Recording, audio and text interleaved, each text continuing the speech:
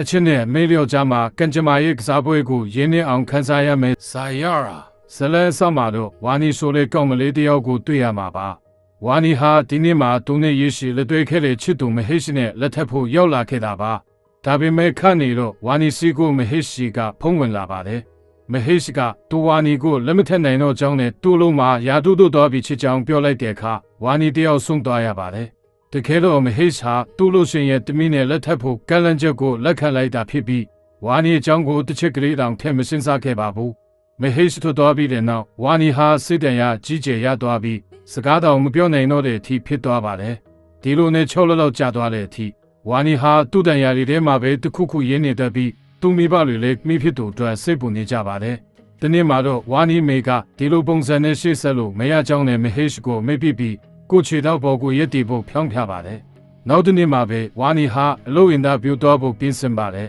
။လက်မှာတော့သူ့ဘာသာသူလွတ်လွတ်လပ်လပ်ရှောက်လာတဲ့ကောင်းလေးတယောက်ကိုတွေ့ခဲ့ပါတယ်။ဝါနီအင်တာဗျူးဖြေကိုယုံနေဝင်သွားတဲ့အချိန်မှာသူ့တန်ရာတွေလေးအပြင်မှာကြံခဲ့ပါတယ်။အင်တာဗျူးဖြေပြီးအလို့ရသွားတဲ့အချိန်မှာတော့ခုနကလက်မှာတွေ့ခဲ့တဲ့ကောင်းလေးရောက်လာပြီးဝါနီတန်ရာတွေကိုပြန်ပေးပါတယ်။အဲ့ဒီကောင်လေးဟာတန်ရာရီတွေကကြပြလေးတွေကိုဖချမိသွားပါတယ်။အဲ့ဒီကောင်လေးနမီကခစ်ဖြစ်ပြီးသူဟာယုံခနဲ့ကအေဒီတာတယောက်ကိုဝင်ရိုက်ပါတော့တယ်။အကြောင်းရင်းကတော့အဲ့ဒီအေဒီတာဟာတေဂီတာဖွဲ့တစ်ခုလုံးကိုဝေဖန်ချက်ရေးရာမှာချမ်းသာတဲ့ဖတ်ခေရှိတဲ့ဖွဲ့ဝင်တယောက်တည်းကိုပဲချီးမွမ်းရေးသားခဲ့လို့ဖြစ်ပါတယ်။ခရစ်ကအဖွဲတစ်ခုလုံးစူးစမ်းလာဖြစ်တဲ့အတွက်အားလုံးရဲ့နမီပါတဲ့နေလို့ယူဆသူပါ။သူဟာနမီကျော်ရုပ်ကဆိုတော့တယောက်ဖြစ်ချင်နေလာပါ။ဒါပေမဲ့ခရစ်ရဲ့တော်တဲ့ကြောင့်သူငယ်ချင်းတွေနဲ့စကားများပြီးတယောက်တည်းဖြုတ်ဖြေပွဲလုပ်ဖို့ဖြစ်လာပါတယ်။ခရစ်ရဲ့တကူလိုဖြုတ်ဖြေမှုကိုလူတွေကတော်တော်လေးသဘောကျသွားကြပါတယ်။အဲဒီနောက်မှာတော့နမေကြီးရဲ့ပါပရစ်ရဲ့မန်နေဂျာကခရစ်ကိုတချင်းတေဖန်တီးပေးဖို့ကန့်လန့်လာပါတယ်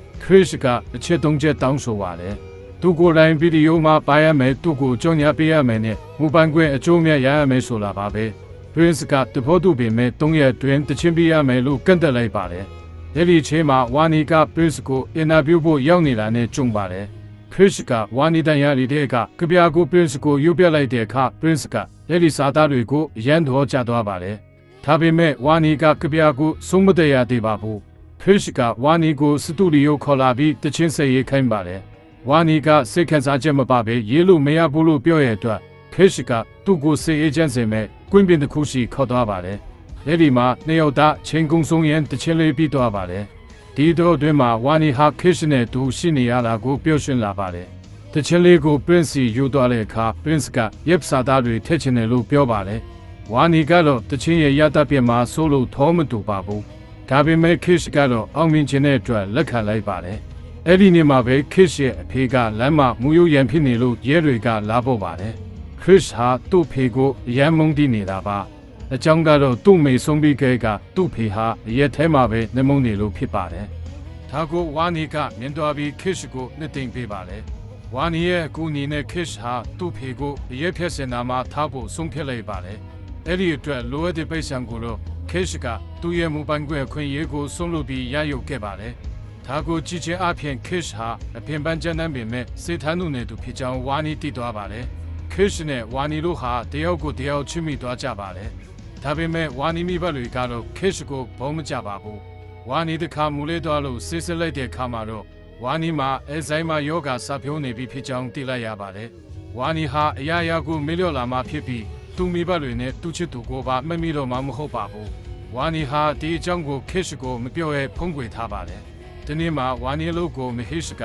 ကြီးကဲအနေနဲ့ရောက်လာပါတယ်။ဝါနီဟာစစ်ဖိစီးမှုတွေကြားမှာယောဂါချင်းနေပို့ဆိုးလာပြီး Kish ပစ္စည်းထုတ်ပေးတာကိုနှစ်ခါပြန်လုပ်မိပါတယ်။ရုံးပါတီတစ်ခုမှာတော့ဝါနီဟာယောဂါကြောင့်အသိနဲ့ပြစ္ဆုတ်ပံမာရင်တော့ပြီးမဟေရှိကိုသူ့ရဲ့လက်ထက်တော်မဲ့ချစ်သူလို့ဖြစ်မက်ကလက်ကိုတွားခဲ့မိပါတယ်။မဟေရှိကလူကြတဲ့မှာဝါနီကိုရှက်ခွဲလိုက်တဲ့အခါဝါနီတယောက်ရှေ့ရပြီးမူယောဂထွက်သွားချိန်မှာသူ့ရဲ့အိတ်ကလေးကိုယုံမှမကြင်ရိတ်ခဲ့ပါလေ။လေရင်ဖို့မတက်ခင်ခိရှကဝါနီစီဖုံးဆက်တဲ့အခါအိတ်ကိုတင်ထားပေးတဲ့လုံခြုံရေးဝန်ထမ်းကဖုံးကိုကိုင်းပြီးပါတီပွဲမှာဖြစ်ခဲ့တဲ့မြကုံပြုတ်ပြလိုက်ပါတော့လေ။ဒါကိုကြားတာနဲ့ခိရှဟာသူ့ရဲ့ခီးစင်တွေကုံဖြစ်ပြီးဝါနီစီကိုချက်ချင်းပြန်လာခဲ့ပါလေ။သူဝါနီအိတ်ကိုတားယူလေခါမှာတော့အိတ်ထဲကစစ်စစ်ချက်စီရင်ခန်းစာကိုတွေ့သွားပြီးဝါနီမှာအဇိုင်းမာယောဂရှိနေတာကိုသိလိုက်ရပါလေခစ်တယောက်ဆုံးတုံလို့သွားပြီးဝါနီရှိနေတဲ့ကွင်းပစ္စည်းကိုပြေးလွှားသွားခဲ့ပါလေအဲ့ဒီမှာဝါနီပူဆွေးနေတဲ့ဝါနီကိုတွေ့လို့ခစ်က ဘာလို့ဒီကြောင်းတွေကိုဖုံးကွယ်ထားရလာလဲလို့မေးပါလေဝါနီကတော့သူဟာမကြခင်မှာအရာရာကိုမေ့တော်တော့မှဖြစ်လို့သူ့နာကထွက်တော်ဖို့ငိုပြီးပြောပါလေဒါပေမဲ့ခစ်ကတော့ဘာပဲဖြစ်ဖြစ်ဝါနီကိုအမြဲချစ်နေမှာဖြစ်ပြီးယောဂကိုအတူတူကိုတတ်တော်မယ်လို့ကတိပေးပါလေ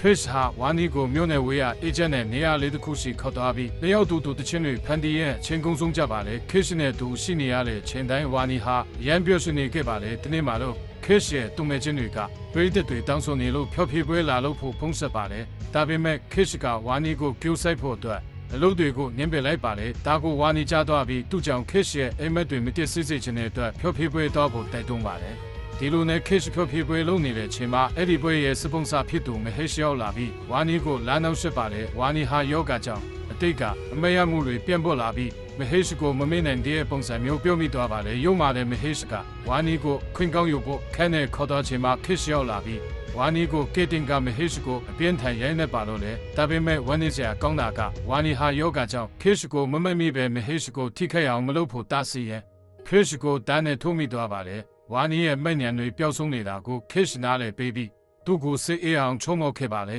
အဲ့ဒီနောက်မှာတော့ရဲဖက်ထားတဲ့ခရစ်ရဲ့ဖေရောက်လာပြီးတာဖြစ်သူကိုတောင်းပန်ကပြန်လဲတင်မြတ်သွားကြပါလေဒါပေမဲ့ဝါနီရဲ့ယောဂကတဖြည်းဖြည်းပူဆိုးလာပြီးမနေ့ကလှုပ်ခဲလေဖျော်ဖြေပွဲကိုတောင်ဒီနေ့မှလုပ်မယ်လို့ထင်နေတဲ့အထိဖြစ်လာပါလေဝါနီဟာလူတိုင်းရဲ့လုံးသားကိုထိခိုက်စေမဲ့တချင်းတပုတ်ရေးပြမယ်လို့ခရစ်ကိုကတိပေးပါလေခရစ်ဟာဝါနီကိုသူ့မိဘတွေစီပြန်ပို့ပြီးအလို့ကိုပဲအာယုံဆိုင်ဖို့သူငယ်ချင်းတွေကအကြံပေးပေမဲ့ခရစ်ကတော့ဝါနီသားသူ့ဘဝကိုလက်မှန်ပေါ်ပို့ပေးခဲ့သူဖြစ်လို့ဘယ်တော့မှပြင်မထားဘူးလို့ဆုံးဖြတ်လိုက်ပါလေ